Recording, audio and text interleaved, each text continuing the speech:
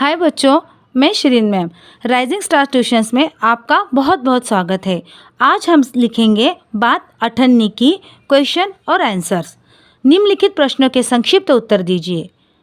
अगर तुम्हें कोई ज़्यादा दे दे तो अवश्य चले जाओ, मैं तनख्वाह नहीं बढ़ाऊंगा। क वक्ता कौन है उसका परिचय दीजिए। उसने उपयुक्त वाक्य किस संदर्भ में कहा है। उत्तर, प्रस्तुत पंक्ति में वक्ता इंजीनियर बाबू जगत सिंह है। उन्होंने उपयुक्त वाक्य रसीला का उनसे वेतन बढ़ाने की बार बार प्रार्थना करने पर कहा है। इस रसीला यह इसलिए प्रार्थना करता था क्योंकि अपनी सारी तनख्वाह घर भेजने के बाद भी उसके घर वालों का गुजारा न हो पाता था। ख श्रोता कौन है, उसने तनख्वाह बढ़ाने की प्रार्थना क्यों की। प्रस्तुत वाक्य में श्रोता रंगीला है। वह उसने अपनी तनख्वाह बढ़ाने की प्रार्थना की क्योंकि उसकी तनख्वाह मात्र 10 रुपये थी और अपनी पूरी तनख्वाह घर भेजने पर भी उसके घर वालों का गुजारा नहीं होता था। उसके घर से खत भी आया था कि उसके बच्चे बीमार हैं, उनके इलाज के लिए रुपया नहीं है। ग वेतन न बढ़ने पर भी रसीला बाबू जगत सिंह की नौकरी क्यों नहीं छोड़ना चाहता था। उत्तर, क्योंकि वह जानता था कि अमीर लोग लोगों पर विश्वास नहीं करते, लेकिन यहाँ पर उस पर कभी किसी ने संदेह नहीं किया। अगर वह ये नौकरी छोड़ भी देता तो शायद कोई 11-12 भी दे दे, पर ऐसा आदर न मिलेगा। घ रसीला को रुपए की आवश्यकता क्यों थी, उसकी सहायता किसने की। सहायता करने वाले के संबंध में उसने क्या विचार किया। उत्तर, क्योंकि घर से खत आया था कि उसके बच्चे बीमार हैं और रुपयों की आवश्यकता है। उसकी सहायता रमज़ान ने की। रमज़ान के संबंध में रसीला के विचार थे कि बाबू साहब की मैंने इतनी सेवा की, पर दुख में उन्होंने साथ नहीं दिया।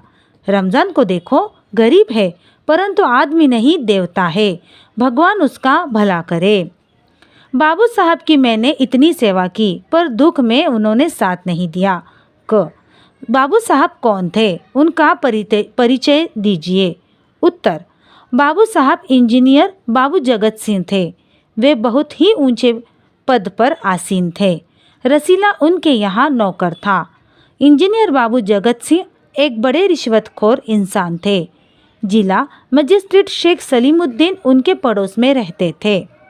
ख वक्ता को कितना वेतन मिलता था, उसमें उसका गुजारा क्यों नहीं हो पाता था। उत्तर, वक्ता को 10 रुपये मासिक वेतन मिलता था। उससे जो वेतन मिलता था वो बहुत कम था। अपना पूरा वेतन घर भेजने पर भी उसके परिवार वालों का गुजारा नहीं होता था। ग बाबू साहब द्वारा वक्ता का वेतन न बढ़ाए जाने पर भी वह कहीं और नौकरी क्यों नहीं करना चाहता था। अब ये जो है ये उत्तर रिपीटेड क्वेश्चंस आया है, तो इसका उत्तर हमने ऑलरेडी लिख लिया है। घ वक्ता की परेशानी को किसने किस प्रकार हल किया, इससे उसके चरित्र की किस विशेषता का पता चलता है। उत्तर, वक्ता की परेशानी को रमज़ान ने हल किया। रमज़ान ने उसे कुछ रुपए देकर उसकी परेशानी को हल किया। इससे उसके चरित्र के बारे में पता चलता है कि वह एक ईमानदार, निस्वार्थ और अच्छे चरित्र वाला व्यक्ति है। थर्ड वाला, बस 500 इतनी सी रकम देकर आप मेरा अपमान कर रहे हैं।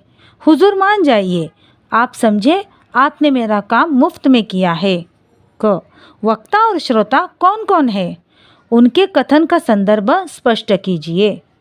उत्तर, प्रस्तुत वाक्य में वक्ता इंजीनियर बाबू जगत सिंह है और श्रोता एक मध्यम वर्गीय व्यक्ति है। उनके कथन से स्पष्ट होता है कि एक व्यक्ति अपना काम करवाने के लिए इंजीनियर बाबू जगत सिंह को रिश्वत दे रहा है। ख रसीला उनकी बातचीत को सुनकर क्या समझ गया और क्या सोचने लगा। उत्तर, रसीला उनकी बातचीत को सुनकर समझ गया कि इंजीनियर बाबू जगत सिंह एक बहुत बड़े रिश्वतखोर है। वह सोचने लगा, यह रुपए कमाने का कितना आसान तरीका है।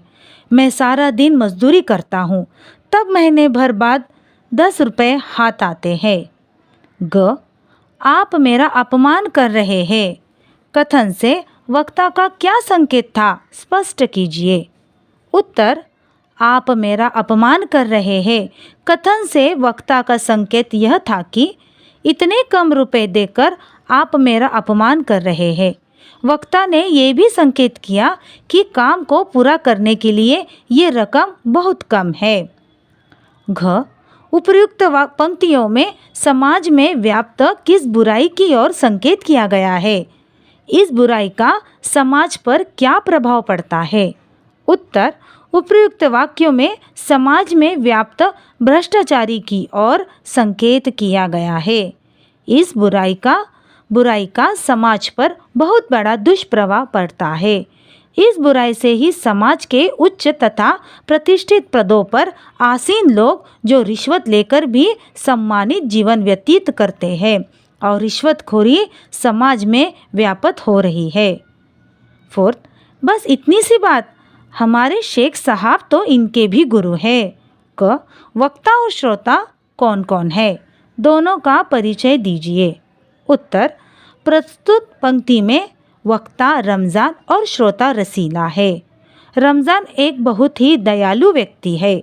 वह जिला मजिस्ट्रेट शेख सलीमुद्दीन के यहाँ चौकीदार है। रसीला इंजीनियर बाबू जगत सिंह के यहाँ नौकर है। उसकी मासिक आय 10 रुपये है। वह एक गरीब और निर्धन व्यक्ति है। ख, बस इतनी सी बात, पंक्ति का व्यंग स्पष्ट कीजिए। उत्तर, बस इतनी सी बात पंक्ति से यह स्पष्ट होता है कि उच्च पद पर आसीन होते हुए भी उसका दुरुपयोग रिश्वत लेकर करते हैं। कहानी के अनुसार रसीला जगत सिंह द्वारा 500 रुपये रिश्वत के रूप में लेते हुए देख लेता है और रमज़ान को बताता है। इस पर रमज़ान कहता है, मेरे मालिक तो 1000 रुपये लेते हैं। ग, शेख साहब तो इनके भी गुरु है। वाक्य में शेख साहब और उनके शब्दों का प्रयोग किस किसके लिए किया गया है? उनके भी गुरु है। पंक्ति द्वारा क्या व्यंग किया गया है? उत्तर, शेख साहब का प्रयोग जिला मजिस्ट्रेट शेख सलीमुद्दीन के लिए किया गया है। उनके शब्द का प्रयोग इंजीनियर बाबू जगत सिंह के लिए किया गया है। पंक्ति द्वारा स्पष्ट होता है कि इंजीनियर बाबू जगत सिंह तो 500 रुपये रिश्वत ले रहे थे, पर न्यायाधीश शेख सलीमुद्दीन 1000 रुपये लेते हैं। घ, वक्ता ने शेख साहब के संदर्भ में श्रोता से अपनी विवशता के संबंध में क्या क्या कहा? उत्तर, अपनी विवशता के संबंध में कहा है कि क्या इन लोगों को इनके गुनाहों का फल मिलेगा भी या नहीं, ये भगवान जाने, परंतु ऐसे ही कमाई से कोठियों में रहते हैं और हमारे जैसे लोग दिन भर परिश्रम करने के बाद भी कुछ भी हाथ नहीं आता। फिफ्थ, भैया गुनाह का फल मिलेगा या नहीं ये तो भगवान जाने, पर ऐसी ही कमाई से कोठियों में रहते हैं और एक हम है कि परिश्रम करने पर भी हाथ में कुछ नहीं आता। क, उपर्युक्त कथन किसने किससे कब और क्यों कहा? उत्तर, उपर्युक्त कथन रमज़ान ने रसीला से कहा है। रमज़ान ने ये तब कहा जब रसीला ने उसे बताया कि आज इंजीनियर बाबू को किसी से रिश्वत लेते उसने सुना है। उसने इस कथन का प्रयोग समाज में फैली रिश्वतखोरी और भ्रष्टाचारी से होने वाले दुष्प्रभाव को दर्शाने के लिए किया गया है। ख, वक्ता का संकेत किस गुनाह की ओर है? वह गुनाह किसने किया था और कैसे? उत्तर, वक्ता का संकेत रिश्वतखोरी की ओर है। यह गुनाह इंजीनियर बाबू जगत सिंह ने किसी व्यक्ति से रिश्वत लेकर और उसका काम करके किया है। ग, ऐसी ही कमाई द्वारा वक्ता समाज की किस बुराई पर का व्यंग कर रहा है, स्पष्ट कीजिए। उत्तर, ऐसे ही कमाई द्वारा वक्ता समाज में व्याप्त बुराई रिश्वतखोरी पर व्यंग कर रहे हैं। उन्होंने रिश्वतखोरी को समाज की सबसे बड़ी समस्या बताई है। उन्होंने बताया है कि किस तरह एक व्यक्ति रिश्वत देकर अपना काम करवा लेता है और वहीं दूसरी ओर एक निर्धन व्यक्ति जो कुछ पैसों की चोरी करने पर 6 महीने की सज़ा सह रहा है। घ वक्ता की यह बात सुनकर श्रोता के मन में क्या विचार आए और क्यों? उत्तर, विचार आया कि मेरे हाथों से सैकड़ों रुपए निकल गए पर धर्म न बिगड़ा। एक एक आना भी उड़ाता तो काफ़ी रकम जुड़ जाती। उसने ऐसा इसलिए सोचा था कि जब बड़े पद पर आसीन लोग रिश्वत में बड़ी बड़ी रकम लेते हैं तो मैं एक आने की चोरी कर नहीं सकता। 6. रसीला ने तुरंत अपना अपराध स्वीकार कर लिया। उसने कोई बहाना नहीं बनाया। क. रसीला का मुकदमा किसकी अदालत में पेश हुआ? उनका परिचय दीजिए। उत्तर, शेख सलीमुद्दीन की कचहरी में मुकदमा पेश हुआ। शेख सलीमुद्दीन जिला मजिस्ट्रेट थे। वे एक ऊंचे पद पर आसीन थे। वे एक बहुत बड़े रिश्वतखोर भी थे, लेकिन वे दूसरों के सामने बहुत ईमानदार बनते थे। ख. रसीला का क्या अपराध था? उसने उसे तुरंत स्वीकार कर लिया। इससे उसके चरित्र की किस विशेषता की ओर संकेत होता है? उत्तर, रसीला का अपराध यह था कि उसने 8 आने की चोरी की थी। उसने उसे तुरंत स्वीकार कर लिया। इससे उसके चरित्र की निम्नलिखित विशेषताएं की ओर संकेत करती है: ईमानदारी, स्वाभिमानी आदि। ग. रसीला क्या क्या बहाने बनाकर अपने को बेकसूर साबित कर सकता था, पर उसने ऐसा क्यों नहीं किया? उत्तर, रसीला चाहता तो कह सकता था कि यह साजिश है, मैं यहाँ नौकरी नहीं करना चाहता, इसलिए हलवाई से मिलकर मुझे फंसा रहे हैं। उसने ऐसा इसलिए नहीं किया क्योंकि वह एक अपराध पहले ही कर चुका था और वह झूठ बोलकर दूसरा अपराध नहीं करना चाहता था। घ. रसीला को कितनी सज़ा हुई? न्याय व्यवस्था पर टिप्पणी कीजिए। उत्तर, रसीला को 6 महीने की सज़ा हुई। कहानी में न्याय व्यवस्था का करारा व्यंग किया गया है। रिश्वतखोरी के कारण न्याय व्यवस्था कमज़ोर पड़ गई है। साथ ही समाज के उच्च तथा प्रतिष्ठित पदों पर आसीन लोगों पर भी प्रहार किया गया है, जो रिश्वत लेकर भी सम्मानित जीवन व्यतीत करते हैं। 7. फैसला सुनकर रमज़ान की आंखों में खून उतर आया। रमज़ान कौन था? उसका परिचय दीजिए।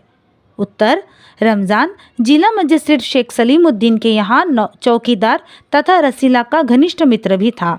रमज़ान बहुत ही दयालु, ईमानदार एवं हमेशा लोगों की मदद करता था।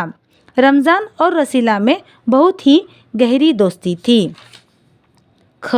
फैसला किसने सुनाया था? उसकी चारित्रिक विशेषताओं पर प्रकाश डालिए। उत्तर, जिला मजिस्ट्रेट शेख सलीमुद्दीन ने फैसला सुनाया था। शेख साहब एक न्यायप्रिय आदमी थे। शेख सलीमुद्दीन एक बहुत बड़े रिश्वतखोर भी थे। वे लोगों से उनका काम पूरा करवाने के लिए उनसे रिश्वत लेते थे। उनका चरित्र इंजीनियर बाबू जगत सिंह से बहुत मिलता था। ग. फैसला सुनकर रमज़ान क्या सोचने लगा?